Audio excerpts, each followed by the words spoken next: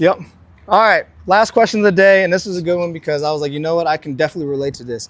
He asked, and once again, we're back with my guy Malachi from PD Canines. He asked, "How do you train the owner?"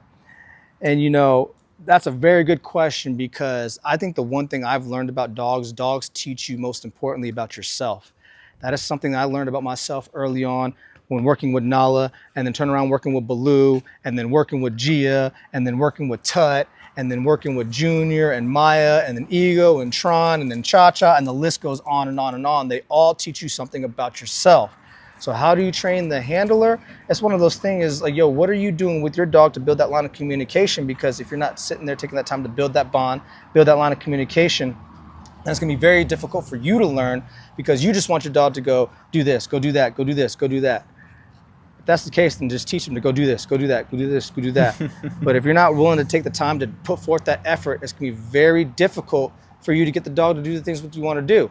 So remember, as I said before, time, energy, and effort is required when building your dog, and that most importantly comes from you before you go to a trainer like Stan, or you go to someone like Malachi or Trev or myself, and so on and so forth.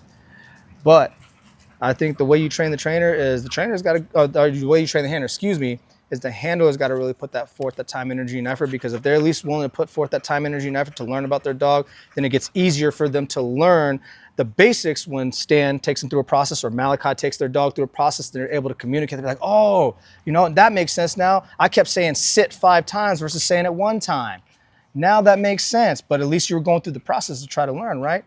So make sure you're spending that time and energy and effort, because remember, dogs, they don't come pre-assembled. Assembly is required. Man, might get that tatted.